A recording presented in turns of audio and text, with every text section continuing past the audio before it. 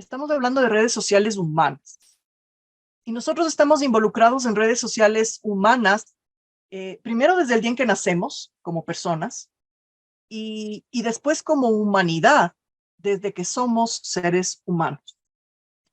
Una red social es una organización social, es histórica, ¿sí? Es una construcción histórica, es una construcción sitiada, es decir, varía de cultura a cultura, y es una de las características que nos convierten en los seres humanos que somos. Recuerden, somos una especie animal bastante peculiar. Somos una especie que no tenemos una piel que nos camufle, no tenemos garras, no tenemos colmillos, no tenemos veneno en la piel, algunos en la lengua, pero no muchos. Y somos una especie bastante débil, ¿sí? Pero una de las mayores fortalezas que tenemos como especie es la capacidad de asociación. Entonces, una de las características principales de nosotros como seres humanos es la posibilidad de asociación. Yo creo que eso es sumamente importante. Entonces, si comprendemos las redes sociales humanas como este conglomerado, estas uniones, estas redes, estas conexiones que tenemos como seres humanos, sociales, históricas, construidas, que se caracterizan por qué. ¿Cuándo hacemos redes sociales? Cuando encontramos intereses o espacios o necesidades que nos convocan, ¿ya? Entonces pensemos, por ejemplo, desde las primeras uniones para la caza y la pesca, cuando empezamos a ser seres humanos, y otras asociaciones que vamos realizando a lo largo de nuestras vidas. Asociaciones que tienen características religiosas, por ejemplo, porque la religión o la creencia nos convierte en cercanos. Asociaciones que tienen que ver con asuntos laborales. Y recuerden que las redes sociales era una de las mayores puntos de convocatoria de los congresos internacionales. Últimamente y desde pandemia, podemos asistir a congresos internacionales desde un computador y prácticamente seguimos metidos en nuestra casa, ¿no? Pero antes, cuando íbamos a congresos internacionales como académicos, una de las cosas más deliciosas, una de las cosas que nosotros más disfrutábamos, era el hacer redes académicas. Era que le conocías a aquel autor que le habías solamente leído, que le podías poner un rostro a aquella teoría que tú habías utilizado durante muchos años, podías hacer conexión con otras personas que hacían tus mismos temas o que investigaban tus mismos temas, intercambiabas literatura, intercambiabas tarjetas de presentación, es decir, las redes académicas no estaban mediadas por la tecnología como la entendemos hoy en los congresos internacionales híbridos, por ejemplo, que ahora ya ni siquiera vamos a los congresos, sino la idea de conocernos, ¿no? Y tiene sus pros y sus contras que vamos a ir como desarrollando. ¿Cuáles son los pros y los contras de tener redes sociales humanas y después conectarlas con las nuevas tecnologías? ¿Cuál es la diferencia? Que las redes sociales humanas utilizan el espacio que socialmente e históricamente les convoca. Entonces, por ejemplo, en la antigua Grecia y Roma, los lugares de convocatoria era el mercado, ¿sí? Los mercados. Entonces, si tú querías saber qué pasaba en un lugar, ibas al mercado y preguntabas en la plaza pública, qué pasaba. Y la plaza pública se convertía en el centro del conocer y del quehacer social. Para la Revolución Francesa, el café, por eso tenemos esta asociación académica con el café, ¿no? Histórica. El café, los cafés eran los espacios donde los estudiantes universitarios y los pensadores iban a hablar e iban a exponer sus ideas y era donde nacían los movimientos políticos y de ahí muchísimo de lo que nosotros decimos el café como un objeto y como un espacio comunicacional en la academia. Y han ido utilizando espacios que la historia y que la conformación social les permite usar. Entonces, cuando hablamos ahora de redes sociales, obviamente esas redes sociales, muchas de esas redes sociales, no totalmente, porque no es lógico, muchas de esas redes sociales ahora han migrado al espacio digital. Entonces, para diferenciar las redes sociales humanas, físicas, presenciales, cara a cara, ahora se les denomina un poco redes sociodigitales para diferenciar aquellas que se realizan específicamente en este espacio digital. Entonces, eso es un poco, ¿no? Redes sociales, cuando hablamos de redes sociales, acordémonos, hablamos de redes sociales todo el tiempo. No sé si Freddy les compartió el enlace. Esta es una aplicación en Genially que está organizada para que ustedes lo puedan seguir también desde sus casas. A veces hay problemas de internet, a veces tenemos delays, ¿no es cierto?, entre lo que yo digo y lo que ustedes pueden ver. Así que yo había propuesto que se les pueda compartir también el enlace y ustedes puedan seguirlo más detenido. Entonces, un primer punto, que son las redes sociales. Un segundo punto, y que me permito decirlo como comunicadora, es que cuando hablamos de tecnologías, siempre hablamos de las NTICs, nuevas tecnologías de la información y la comunicación. Pero ahí hay un debate que estamos llevando a cabo, y es que primero las tecnologías, cuando hablamos de tecnologías de la información y la comunicación, no estamos hablando del Internet. Estamos hablando desde la primera cuña que le sirvió al ser humano para escribir una tablilla, para escribir un jeroglífico, las cuevas de Altamira y Lascaux, es decir, las primeras pinturas rupestres, las primeras veces que escribimos en hueso, los sellos, las monedas, los papiros, la imprenta y la tinta. Es decir, cuando estamos hablando de tecnología de la información y la comunicación, estamos hablando también de algo que nos acompaña como seres humanos desde que somos seres humanos. Entonces, cuando hablamos de tecnologías de la información y la comunicación, no estamos hablando de Internet, estamos hablando desde el primer instrumento que el ser humano utilizó para agrandar, ¿no es cierto?, o para facilitar, o para multiplicar los mensajes que nosotros hacíamos como seres humanos. Escritos, visuales, por eso les digo las pinturas, ¿cierto?, icónicos, lingüísticos, físicos, el arte, por ejemplo, el video, etcétera. Todo eso tiene que ver con tecnología, que es este ensanchar, que es este engrandecer el órgano natural del ser humano, por ejemplo, la voz, que se ensancha o que se agranda a través de un micrófono, la escritura, el lenguaje escrito, que puede ser a través de muchísimos medios, el lenguaje visual, etc. Entonces, un primer punto sobre tecnologías que quisiera dejar sentado es que cuando hablamos de tecnologías no estamos hablando solo de Internet, sino desde la primera herramienta que nos ha servido como seres humanos. Y el segundo punto es que las nuevas tecnologías ya no son tan nuevas. Porque si pensamos que las nuevas tecnologías, el Internet, pensemos, la radio, aparece en 1910, las primeras transmisiones de radio comercial, 1920, las primeras transmisiones de televisión, 1930-40, los primeros juegos, con lo que ahora entendemos por Internet, 1950. Estamos hablando de que ya son casi 100 años. Entonces las NTICs ya no son tan nuevas, ¿sí? Lo que pasa es que el ritmo de multiplicación de estas es exponencial, ¿sí? Y a veces aprendemos una tecnología y ya estamos terminando de aprenderla y ya pasa de moda. Pensemos, por ejemplo, en la presentación de PowerPoint, que les puedo decir, cuando yo empecé a ser profesora hace 20 años, una presentación de PowerPoint no existía, hacíamos en acetatos, teníamos pizarrones de tiza blanca, y apareció el PowerPoint y era como, wow, excelente, ¿no?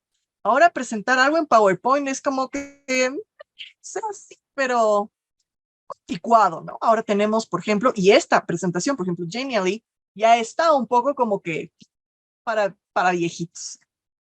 Está buena, pero tampoco es que es espectacular, porque hay cosas que ahora se pueden hacer mezclando video, mezclando animación, mezclando realidad virtual, como es de inteligencia artificial, que nos vuelan la mente.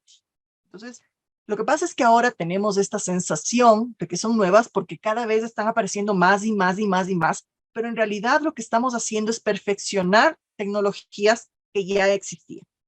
Desde la primera cuña, después tenemos un esferográfico y después una computadora y después un dictáfono o lo que sea. Entonces, es como que vamos perfeccionando cosas y ideas que ya tenemos.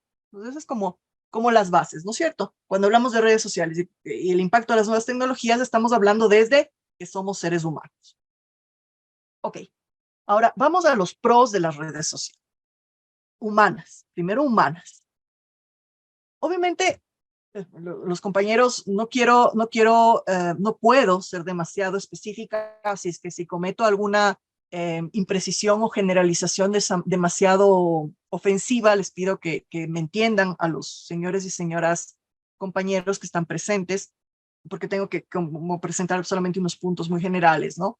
Pero desde la psicología, nosotros sabemos que la pertenencia, el que las personas sientan que pertenecen a un grupo humano, es de las necesidades más básicas si vamos desde Maslow. Entonces, ¿por qué necesitamos redes sociales? Porque necesitamos sentir que pertenecemos. Nos da protección, nos da ayuda, nos da seguridad también, y nos da salud mental.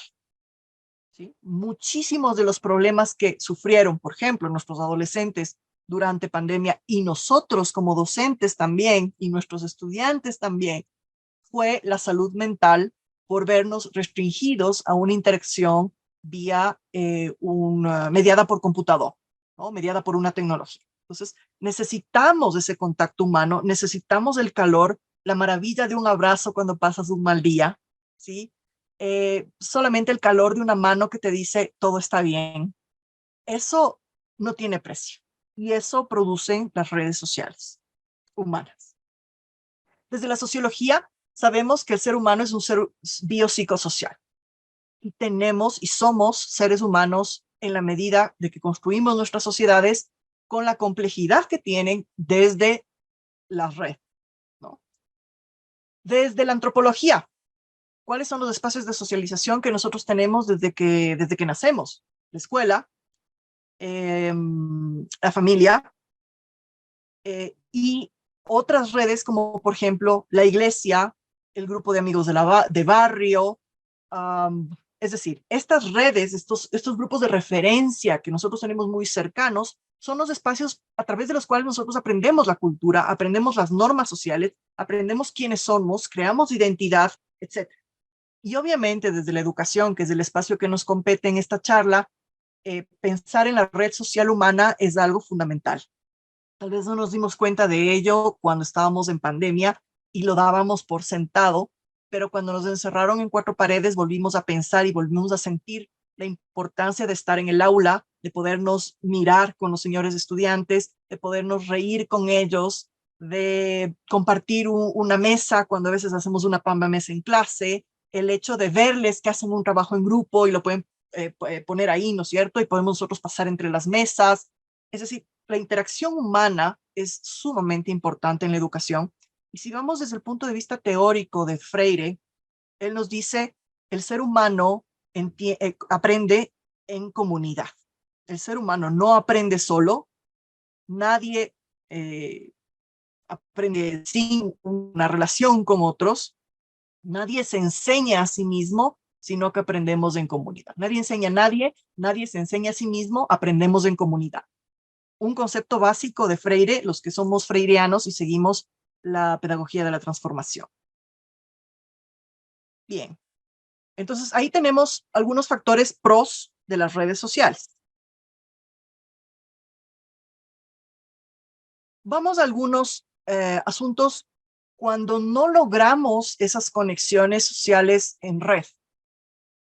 Primero se la salud mental, ansiedad, depresión, aislamiento, ideas concebidas que tienen problemas, ¿no es cierto? De lo que entendemos como relaciones, de lo que entendemos como una relación sana, ahora que es este tema que lo han botado por el piso, que es el tóxico, tóxica. Un poco es no entender cuáles son las normas de convivencia. Pero las normas de convivencia se aprenden en la convivencia, no se aprenden en los libros ni se aprenden en la teoría. Se aprenden viviéndolas, se aprende transgrediéndolas, se aprende con la penalización social, ¿cierto? El ensayo-error. Entonces, la salud mental es una de las cosas que más se afectan en el aislamiento, incluso llegando a ser uno de los factores que desencadenan la demencia y el declive cognitivo. Desde el desarrollo personal, las redes sociales nos permiten, son espacios de aprendizaje, ¿no? En que aprendemos, por ejemplo, yo qué sé, desde la maravilla de aprender un beso en lo social. Es decir, aprendemos en estos espacios en que miramos cómo cómo funcionan las relaciones, cómo funcionan las amistades, cómo yo puedo conectarme con otra persona, cómo puedo conectarme con otro grupo, qué pasa cuando hay conflictos, cómo los manejo socialmente, cómo manejo las emociones, cómo manejo las pasiones. Entonces, eso se aprende también en red. Desde el desarrollo laboral, pensemos que muchas de las organizaciones que ahora están trabajando y las grandísimas empresas están trabajando en red. Es decir, conozco el caso de una compañera en que una persona de una empresa está en Bélgica, su colega, su socio está en Costa Rica, trabaja con otra persona que trabaja en comunicación en Sudáfrica, y uno de los comunicadores está aquí en Ecuador y tienen una empresa de comunicación. Entonces, si no sabes trabajar en red, si no sabes trabajar el hecho de el respeto a la norma, el respeto a la socialización, qué es lo que se espera de ti, etcétera, ya sea fuera de la red o dentro de la red, tienes un problema laboral. Y muchos de los impulsos laborales más grandes es por red. Le decimos los comunicadores, y es algo que hicimos en clase nosotros, que un comunicador sin red es un pez fuera del agua. Porque ¿a quién invitas a tus ruedas de prensa? ¿A quién invitas a tus exposiciones, a tus eventos, a tus lanzamientos?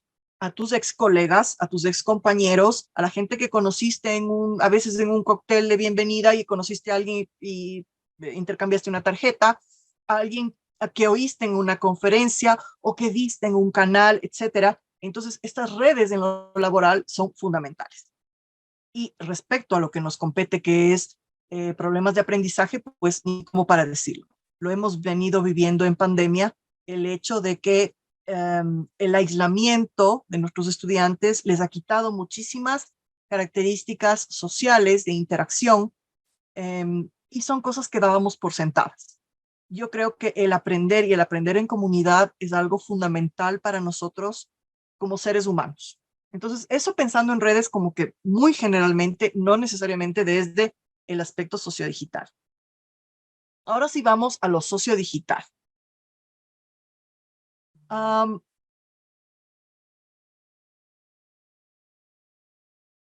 una red social o social media, nosotros asociamos a Facebook, Twitter, pero hay muchísimas. No sé si ustedes han entrado a Discord, por ejemplo. Entonces ya los viejitos como yo tenemos Facebook, ¿no es cierto? Pero ya Facebook es algo que está desapareciendo.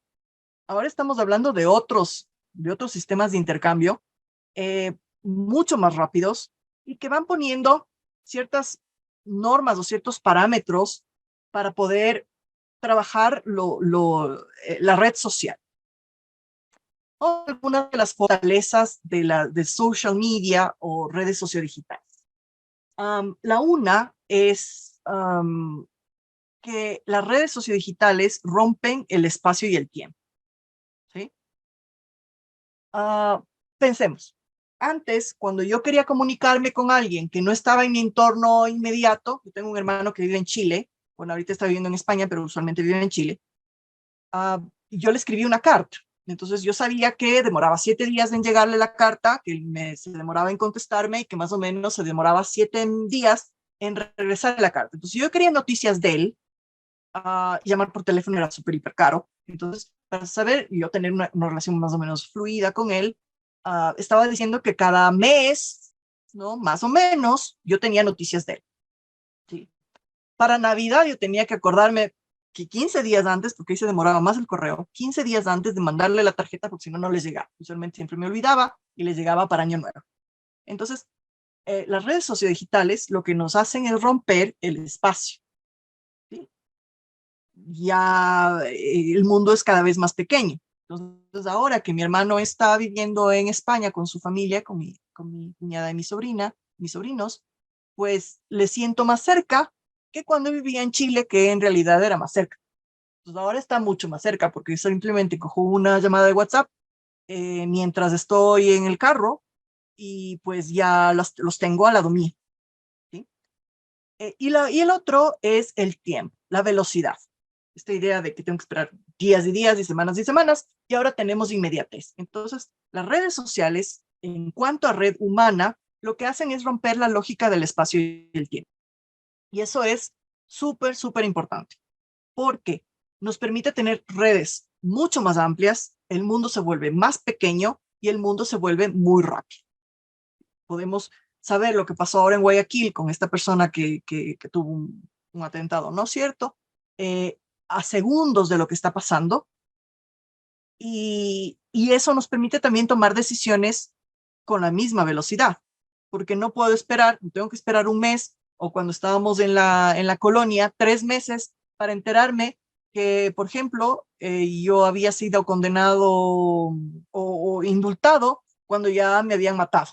O sea, había tal lentitud en los comunicados que venían desde continente a las Américas que nos enterábamos cuando ya era demasiado tarde, ¿no?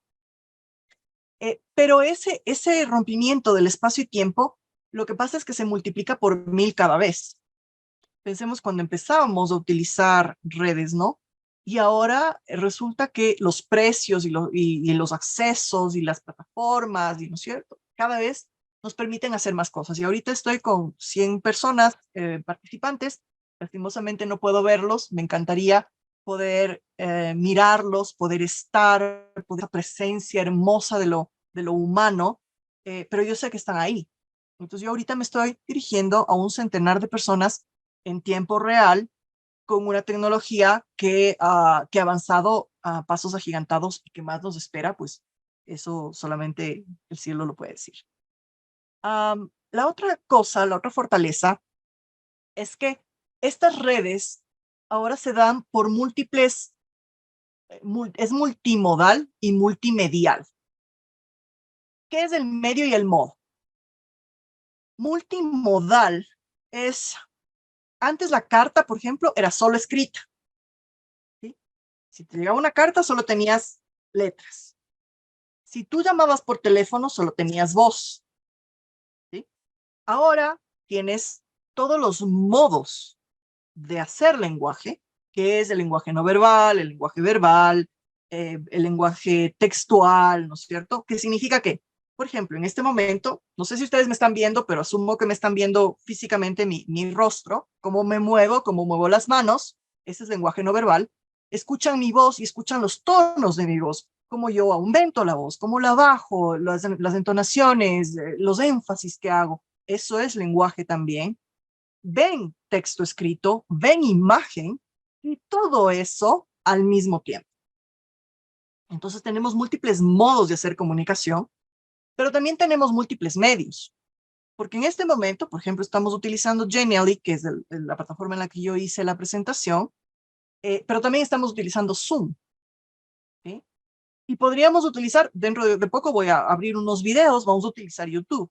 Y podríamos utilizar muchísimas otras al mismo tiempo. Si hacemos, por ejemplo, gamificación, pues, podemos hacer miles de cosas. Entonces también una fortaleza es que podemos hacerlo de muchas formas. Entonces ya no estamos limitados a una sola, ya no es una cuestión solamente de limitarnos, ¿no es cierto?, a lo que nos da el sistema, sino que podemos buscar formas de hacerlo de una manera muy enriquecida.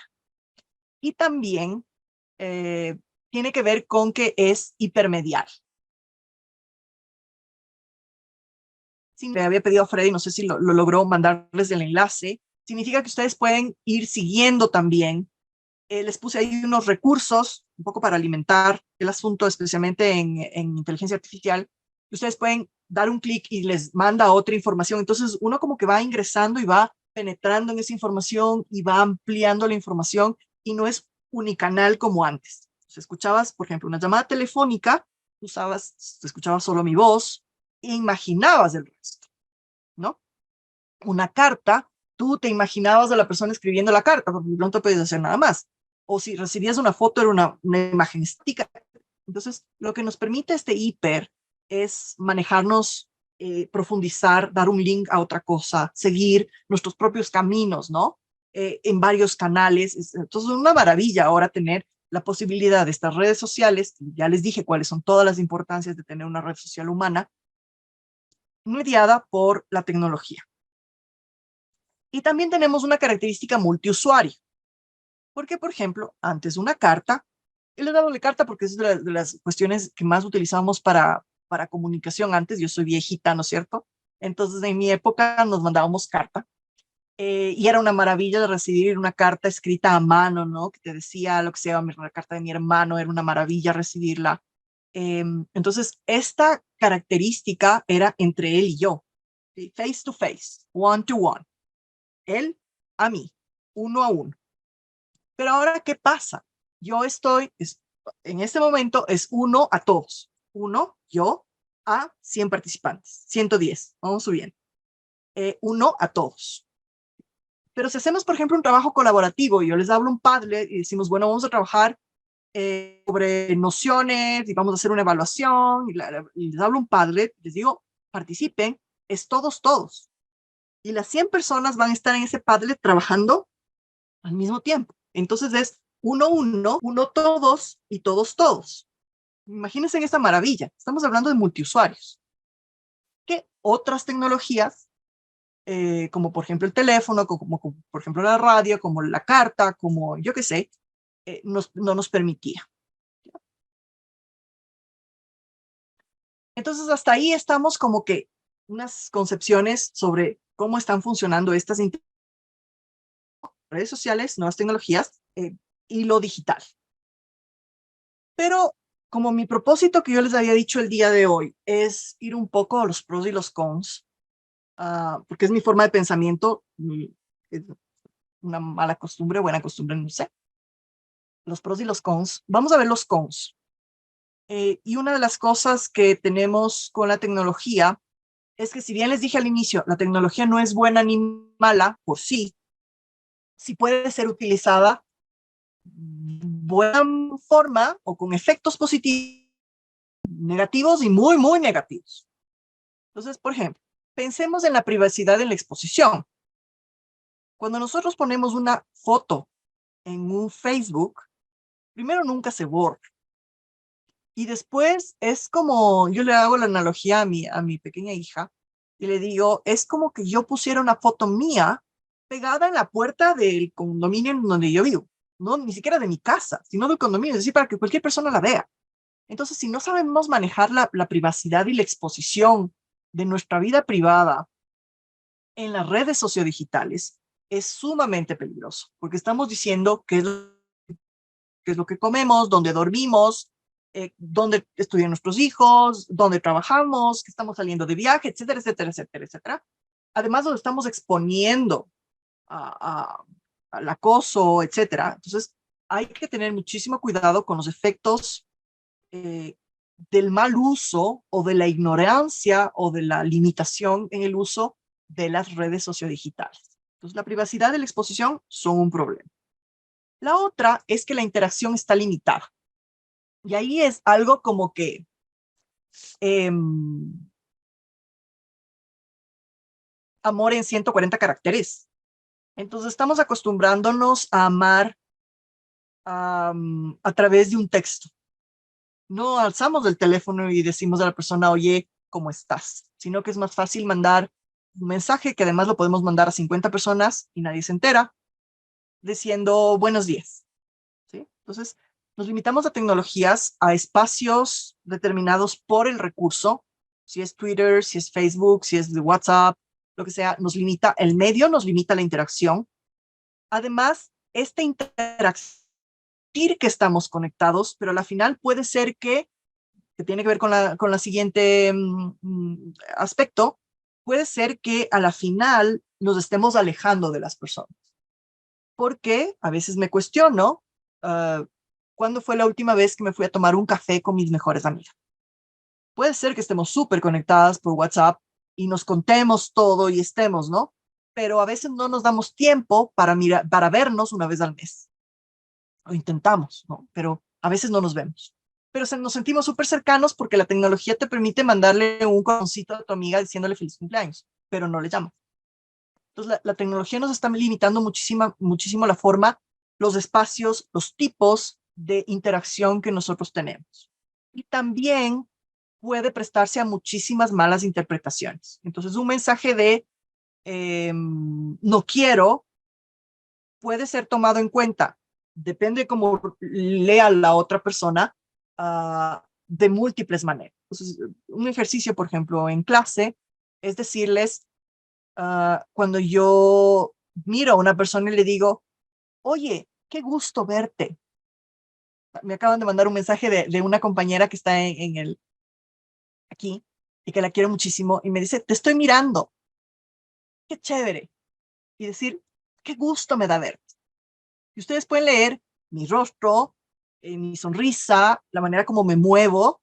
Otra cosa es que yo diga, qué gusto verte. Qué gusto verte. Oh, gusto. Mucho gusto. El lenguaje no verbal te dice muchísimo de cómo nosotros leemos los mensajes. ¿Ya? Eso se limita cuando yo mando un mensajito en WhatsApp, porque la otra persona lo puede leer de muchas formas y no tiene los elementos para poder leer el mensaje. Entonces, por eso digo que las interacciones están limitadas al medio, porque hemos olvidado que como seres humanos necesitamos muchísimas cosas para leer el mensaje. ¿Sí? Somos muy hábiles para sentir lo que la otra persona siente, ¿no? O el ambiente, o la forma como te mira, el rostro, etcétera. Entonces, las redes sociodigitales te quitan eso. Es fácil, pero te quitan eso. Y también un poco baja la calidad de las relaciones porque hay rupturas físicas, ¿sí? Y los psicólogos me podrán comentar que primero, uno de los órganos más grandes que tiene el ser humano, y les digo porque soy comunicadora y una de las materias que daba es historia de la comunicación, es la piel. Es el primer espacio de interacción con nuestras crías, con nuestros hijos, la piel, el tocar, ¿no? El calor, el olor, y eso no tenemos en redes sociales. El oler a una persona que amamos, ¿no? El calor de una persona que amamos, el tacto, es algo que no tenemos, pero que en el momento que estamos limitando las relaciones solo a los espacios sociodigitales, estamos rompiendo también con esa característica muy humana que nos hizo sobrevivir como especie. Por eso empecé la presentación de hoy, para entender que primero somos seres humanos y luego está la tecnología. Primero seres humanos y luego la tecnología. No importa cuál es, ya sea un mensaje que le mando a mi amado escrito con mi puño y letra, o un mensaje por WhatsApp, o un beso en persona. Eso, la tecnología que uso para comunicarme es múltiple. La noción es la misma, seres humanos. Nuestros estudiantes, hicimos un estudio en la Facultad de Comunicación Social, han perdido muchísimas de las habilidades sociales debido a las redes sociodigitales. Son casi incapaces de llamar por teléfono, de coger el teléfono y pedir una cita, por ejemplo, somos comunicadores, ¿no? Una entrevista, llamar por teléfono. Están acostumbrados a mandar correos electrónicos, WhatsApp o lo que sea, ¿no? Y no tienen la posibilidad de afrontar el contacto. Muchas personas están sufriendo de especies de agorafobia, es decir, salir. ¿No? ¿Para qué voy a salir? Ya no tenemos que salir ni al banco. Todo lo podemos hacer a través de la red. Y habilidades blandas que se aprenden en la interacción. Es decir, cómo leer estas claves, ¿no? La mano, la mirada, la cercanía, la proxémica, el espacio, etcétera. Esas cosas que aprendemos a leer como habilidades blandas que son súper importantes en el espacio laboral y en el espacio académico, se están perdiendo cuando vemos solamente las relaciones a través de mediadas por un aparato. Y por último, la salud mental, nuevamente. Las redes sociodigitales nos están convirtiendo en esclavos de un aparato. Entonces antes, por ejemplo, cuando querías contactarle a un profesor, tenías que ir a ver a la oficina. Y si no estaba, tenías que hacer ahí plantón hasta que el profesor llegue algún rato. Ahora te pueden mandar un mensaje por WhatsApp a tu profesor a las 12 de la noche diciendo, profe, no encuentro la lectura. ¿Sí? Ya no descansamos fines de semana. Encontramos que, por ejemplo, a veces nuestras autoridades nos mandan un mensaje el domingo a las 6 de la tarde que tenemos que entregar un documento el lunes a las 8 de la mañana. O nos mandan el viernes a las 7 de la noche con una respuesta el lunes a las 6 de la mañana cuando nosotros el fin de semana no deberíamos trabajar. Entonces, la idea de el espacio personal, o sea, cuando llego a casa, tengo el derecho de desconectarme. Cuando llego a casa, tengo el derecho de vivir en familia. Cuando llega el fin de semana, tengo el derecho de dejar de corregir cosas y trabajar y hacer informes y trabajar en mi familia, porque también hay que trabajar en eso. Sí nos están esclavizando de cierta forma a un aparato. Es muy difícil decir, no contesto, ¿sí? Poner un horario, no responder. Ayer había surgido algo en un amigo muy cercano y yo decidí no conectarme desde las 4 o 5 de la tarde que llegué a casa y no supe sino hoy de mañana que leí el mensaje y dije, ok, tenía derecho a hacerlo, pero me hubiera enterado antes de esto, me hubiera podido llamar antes, ¿no? No tenemos el derecho de desconectarnos. Está con nosotros, entramos al baño con el teléfono, dormimos con el teléfono, hacemos una siesta con el teléfono, entramos a la oficina con el teléfono, todo el tiempo estábamos conectados. Entonces, ese también es un problema de salud mental porque nos quema, desvaloriza las relaciones sociales y nos quema, ¿no?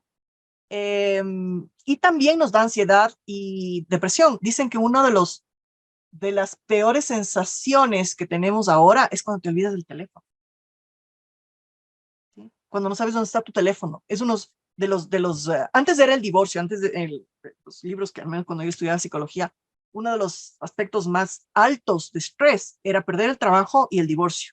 Ahora uno de los más altos, supongo que esos también, es perder el teléfono, que te lo roben o que te lo olvides. Imagínense cómo nosotros estamos poniendo nuestras vidas, en vez de que el ser humano primero y luego la tecnología, estamos poniendo la tecnología primero y el ser humano sirve la tecnología. Y ahí vamos al otro lado, que son los efectos y los riesgos aún más grandes, que encima que hacemos este salto, servimos algoritmos. No servimos a un ser humano al otro lado del teléfono. Bueno, fuera. Servimos algoritmos. Entonces nos pasamos conectados en Facebook y decimos, solo vamos a ver un ratito y cuando nos damos cuenta son 3 horas. O sí, voy a hacer ejercicio, pero me quedo viendo TikTok la hora o los 30 minutos que debí haber estado haciendo ejercicio o jogging, pues me pasé TikTok y después ya no tengo tiempo para hacer ejercicio. Entonces, ¿qué pasa con el algoritmo? Te da satisfacción inmediata, te llena y te da lo que quieres y entonces te engancha. ¿Y cuántos de nosotros estamos súper conscientes de que cuando estamos en nuestras tecnologías estamos sirviendo un algoritmo? ¿Ya? Y que podemos cambiar el algoritmo al menos. Por ejemplo, si tú le das clic, like varias veces a un tema, el algoritmo va a intentar dar eso. ¿Sí? Entonces tú puedes también entrenarle al algoritmo. Eso es lo ideal, el algoritmo a nuestro servicio, no al revés. ¿Cuántos de nosotros hacemos ese ejercicio? ¿Ah? La otra cuestión es las brechas. Yo les había dicho, una de las percepciones que tenemos es que las tecnologías nos han unido, ¿no? Porque podemos romper espacio y tiempo, todo lo que les acabé de decir hace un rato, ¿no?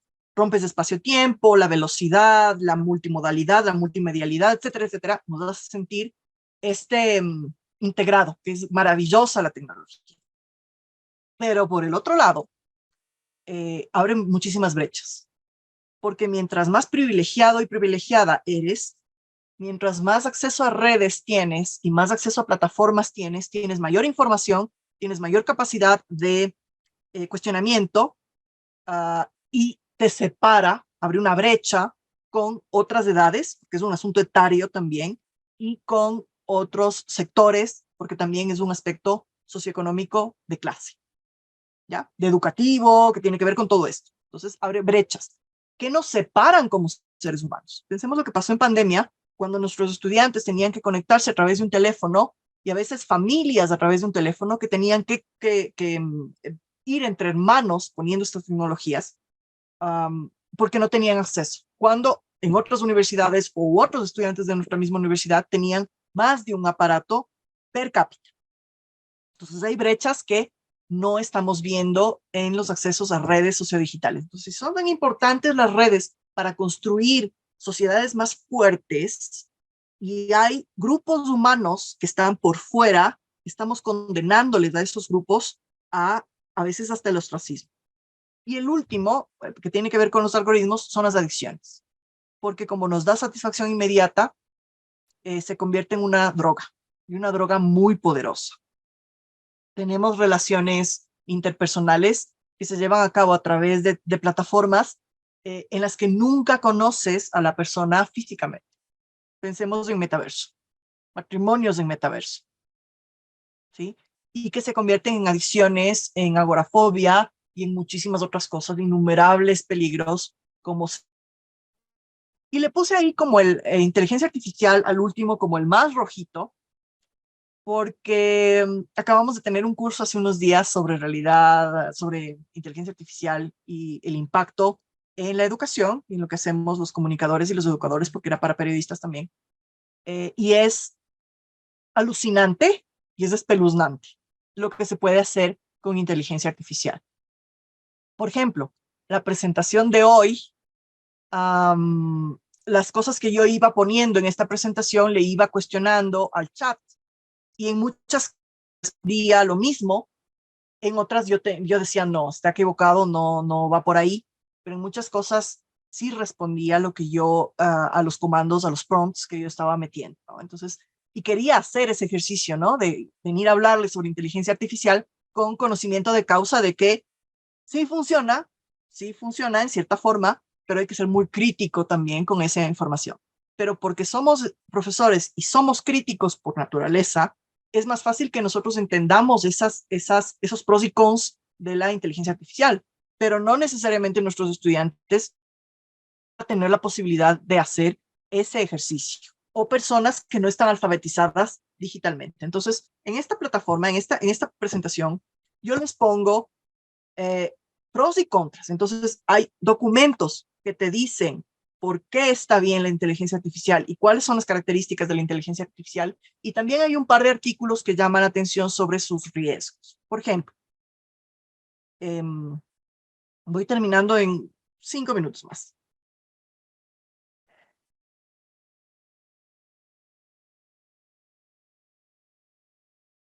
Este es un clip chiquitito. Solo vamos a escuchar esto. Ability to like learn new things quickly, creativity, although it'll be aided creativity. Like in some sense, before Google came along, there was like a bunch of things that we learned. Like memorizing facts was really important, and that changed. Yeah. And now I think learning will change again, and we'll probably adapt faster than we think. Like again, in general, we are very much here to build AGI. And products and services are tactics in service of that, partnerships too. But important ones, and and I think if we just build this in a lab and don't figure out how to get it out into the world, that's like somehow we're really falling short there. Y ojo a lo que dice aquí, desarrollar esta tecnología en el laboratorio. Ok, este es Sam Altman, que es uno de los pioneros que están trabajando ahorita en inteligencia artificial. Y nos dice, bueno, nos está cambiando la forma de pensar y la forma de hacer. Es súper bueno porque somos adaptativos, porque tenemos cantidad de información, porque tenemos acceso, porque puedes jugar, porque estamos al servicio y sí.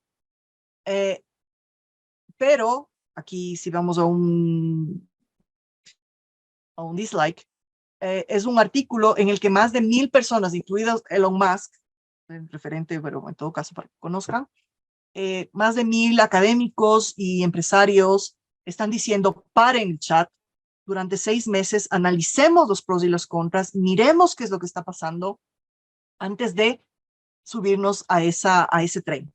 Y pensemos, ¿hasta dónde estamos queriendo llegar? En Google bajaron hace poco un ejercicio, ¿no es cierto?, en que la inteligencia no solamente aprendió, sino que empezó a comunicarse la intervención humana. Y se bajó el experimento. Entonces, estos autores, y les dejo el artículo completo ahí, nos dicen, paremos, o sea, un poco estadísticas, ¿no? Netflix le tomó 3.5 años para llegar, perdón, 5 años para llegar a 3 millones de usuarios, me parece que esa es la estadística, si no estoy equivocada, al ChatGPT 3 meses. 5 millones de usuarios. Se bloqueó IA. O sea, ya no tenías cómo acceder. Ahora ya puedes acceder nuevamente, puedes hacer. Pero llegó el punto en que se saturó y ya no te permitía más usuarios. Nunca pensaron que tenía eso. O sea, 3. Ahora está el 4, que lo van a lanzar, me parece que algo de marzo, el 23, no sé, por ahí de marzo. Entonces, tenemos el 4 en 3 meses. ¿Qué va a pasar en 6 meses? ¿Qué va a pasar en un año? ¿Qué va a pasar en 10 años con esta tecnología? Entonces, sin llegar a ser el concepto de eco de apocalíptico, sí creo que tenemos que mirarlo con estos pros y contras, que es el ejercicio que quiero hacer hoy. La tecnología, la inteligencia artificial, súper buena ahora como docentes, y nos dirán la charla de mañana, súper buena, nos puede servir para trabajar investigación, para hacer análisis de datos, etcétera, etcétera, un montón de cosas, súper buena, pero también tenemos que recordar que tenemos que hacer que nuestros estudiantes sean sumamente críticos para poder manejar los volúmenes de información, para poder manejar los peligros, las limitaciones, las fortalezas de esta característica. Entonces aquí les dejo en la presentación que compartí con ustedes videos y textos. Hay incluso una aplicación que me parece que es esta, que te dice la guía completa de recursos de inteligencia artificial, herramientas y servicios, y te dice cuáles son, para qué sirven, y te da el enlace para que te los puedas conectar, ¿no? Es una maravilla. Y también 2 artículos que trabajan, por ejemplo, un video del mismo Altman, que me parece, este es el artículo del mismo Altman, que lastimosamente está solamente en inglés, pero es una entrevista.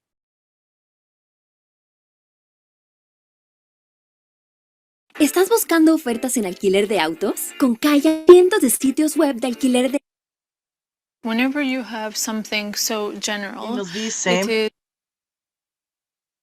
la entrevistadora le pregunta, oye, ¿y es peligroso? Possibility, and they see the ways this can help them, this can inspire them, this can help people create, help people learn, help people do all of these different tasks. And it is a technology that rewards experimentation and use in creative ways. So I think people are just having a good time with it and finding real value. So paint a picture for us, 1, 5, 10 years in the future. What changes because of artificial intelligence? So part of the exciting thing here, we get continually surprised by the creative power of all of society. It's going to be the collective power and creativity and will of humanity that figures out what to do with these things. I think that word surprise, though, it's both exhilarating as well as terrifying That's to for sure. people. Because on the one hand, there's all of this potential for good. On the other hand, there's a huge number of unknowns that could turn out very badly for society. What do you think about that? We've got to be cautious here. And also, I think at Dell Lab, you've got to get these products out into the world and make contact with reality, make our mistakes while the stakes are low. But all of that said, I think people should be happy that we're a little bit scared of this. I think people should be You're happy. a little bit scared. A little bit, yeah, You of course. personally. I think if I said I were not, you should either not trust me or be very unhappy I'm in this job. El creador del IA dice, tiene sus cosillas, así que mejor estemos cautious, entonces no es una tecnología que nosotros podamos decir, o sea, entramos con chalaca y no importa y no va a pasar nada. No. Sí hay que tomarla con cuidado, y yo creo muy importante el esfuerzo que estamos haciendo como docentes, empezando este curso el día de hoy. Yo también voy a participar, porque creo que tenemos que discutir y poner sobre la mesa estos temas. En todo caso, para ir con la ola, es decir, con los pros, con los contras, ser críticos, traerlos a la discusión, traerlos sobre la mesa y no meternos debajo de una piedra y taparnos con otra y decir, no, es que eso es del imperio, o que no, está, y probablemente para quedarse. Así que mejor pensémosla críticamente y analicemos qué es lo que hacemos con la misma, ¿no? Y el último punto, traerlo a la discusión de la educación superior. La educación 4.0 tiene estas características, ¿no es cierto? El aprendizaje personalizado, y eso iremos, supongo, desarrollando a lo largo de este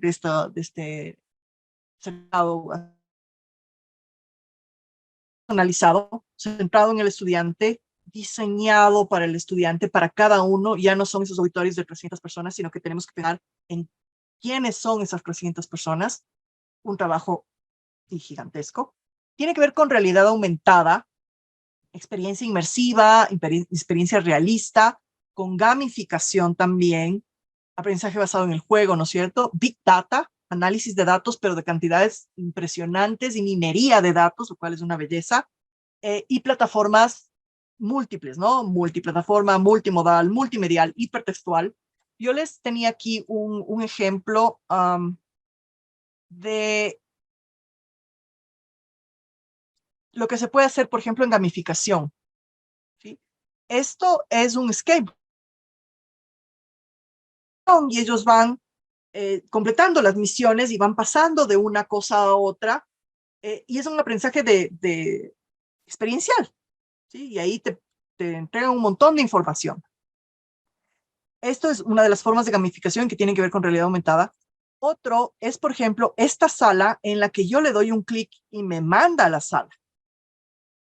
Entonces ya hay algunas plataformas, no necesariamente esta, hay algunas plataformas en que tú puedes ir caminando por el aula, ¿no? Hay campus virtuales en los que tú entras al aula, recibes la clase, te levantas y vas a otra aula y conversas con tus compañeros, ¿sí? Hay experiencias, por ejemplo, en medicina en que a través de guantes pueden hacer la operación los estudiantes, ya no necesitamos maniquís y menos aún cadáveres como antes. Entonces, podemos hacer esto en realidad aumentada, en ingeniería, más o menos como Tony Stark, que en la película él empieza a sacar piezas, ¿no es cierto? Y diseña en esta realidad aumentada antes de crear. Pues así, ya eso no es una película, eso es realidad. Muchas universidades están trabajando en ese tipo de aspectos que tiene que ver con gamificación, que tiene que ver con aprendizaje personalizado, que tiene que ver con realidad aumentada, que tiene que ver con todas estas características que yo se las estoy poniendo aquí, que no es mi charla, así que no me voy a detener en ello, pero solamente como por abre boca, porque mi charla era como introducción, como inducción a los temas que vamos a ver durante estos meses, ¿no? Y por último, el caliente y frío. El caliente y frío es una metodología de evaluación que es muy rápida y muy chévere, que dice, lo caliente es lo chévere, lo rico, lo que funciona, y lo frío es lo que no funciona, los desafíos, los retos o lo que sea. Entonces, una de las cosas que yo les puse aquí es la interacción. Una cosa caliente, una cosa buena es la interacción uno múltiples con las autoridades, entre profesores, etcétera, etcétera, que nos permiten la interacción a través de redes sociodigitales. Promueve valores de identidad. Hay muchísimas campañas y mucho que se puede hacer a través de redes sociodigitales. Fortalece la participación, la colaboración, el aprendizaje colaborativo, el trabajo en equipo, apoyo y soporte emocional, psicológico, económico, porque hay muchísimas redes sociales que hacen soporte, por ejemplo, para personas que tienen tendencias suicidas, ¿sí? O a comunidades que tienen, por ejemplo, TDA o lo que sea, ¿no? Entonces, eso es como una cosa muy, muy importante de las redes digitales. Perdón, la capacidad de interacción y lo que nos posibilita esa interacción. Otra cosa caliente es el aprendizaje, como profesores que somos. Redes académicas de aprendizaje, o sea, ya por suerte no tenemos que dejar España para encontrarte con el profesor que le leíste toda la vida, sino que podemos hacer redes sociodigitales muy fuertes a través de la virtualidad. Aprendizaje colaborativo es muy riquísimo. Ahora podemos hacer en las plataformas a través de chats, de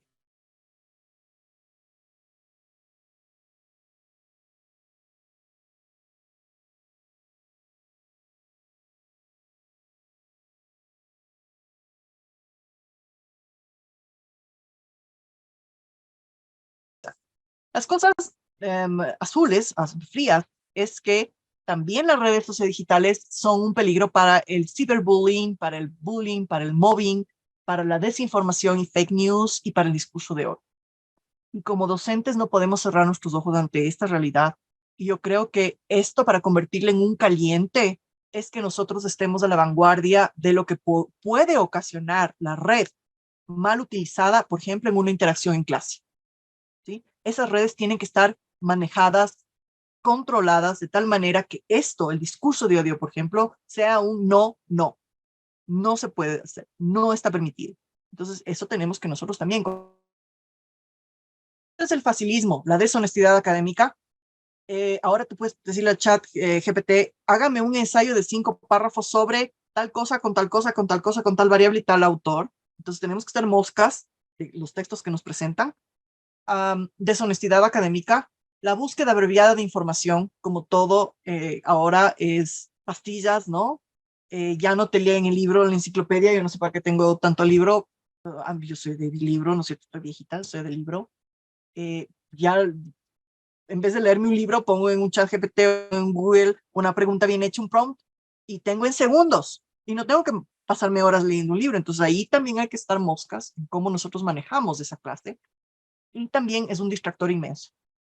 O sea, entre verle al profesor, que se sienta 2 horas a hablar, ustedes pobres que me han escuchado más de 1 hora, que se sienta a hablar 1 hora, bla, bla, bla, bla, bla, bla, y yo poder estar en mi teléfono satisfaciéndome con Facebook, o chateando con mi novio, o viendo una película de Netflix, pues tendrías que ser muy, muy, muy, muy, muy buen profesor para competir. Entonces, alguna vez me decía, entonces tenemos que convertirnos en payasos. No, no, no, no. Lo que tenemos que cambiar el chip es que ya no somos la enciclopedia andante de antes, sino que somos facilitadores entre ese conocimiento que tenemos y que es nuestra fortaleza y ese estudiante que necesita encontrarlo en su propio ritmo y de su propia forma. Entonces somos facilitadores, somos guías. Educere viene de cultivar, de sacar lo mejor del otro. Entonces la idea es, con estas generaciones que están en nuestras manos, no podemos querer educarles como nos educaron a nosotros hace 20, 30, 50 años, y tampoco con metodologías del siglo XVII y XVIII. Tenemos que ir con la tecnología, pero muy críticamente, que sea una herramienta para nosotros, no una herramienta, nosotros de la herramienta, una herramienta para nosotros, una ampliación de nuestras capacidades como docentes, de todo ese conocimiento y esa experiencia que tenemos, ponerlas a nuestro servicio, buscar, preguntar, fallar 1000 veces. ¿Cuántas veces creen que me paso haciendo estas cosas y estas presentaciones hasta que me salen bien? ¿Sí? Ahorita mismo, por ejemplo, no está ya en presentación completa, sino ya me salí, ya me perdí, etcétera. Ya no está como presentación completa. Entonces, ¿cómo vamos luchando con la tecnología? Se va volviendo más suave la transición. ¿Cómo vamos empezando a hablar de temas como inteligencia artificial, como los chats GPT, de realidad aumentada? ¿Cómo empezamos a experimentar en el aula? ¿Cómo les permitimos a nuestros estudiantes que experimenten a través de esto? ¿Cómo les permitimos que hagan redes fuertes de aprendizaje académicas, que sean una fortaleza para ellos y no un espacio de peligro, y no un espacio que detesten, sino un espacio en que vayan a reír, en que vayan a aprender, en que vayan a jugar, porque la lúdica no es solo para los niños. Yo creo que tenemos que aprender también riendo y aprender disfrutando en el goce de la interacción, que yo creo que es una maravilla, y yo creo que soy de las personas que puede decir que ama lo que hace, aunque suene el eslogan de universidad privada, no es esa la idea, pero sí amar lo que hacemos porque es una profesión maravillosa.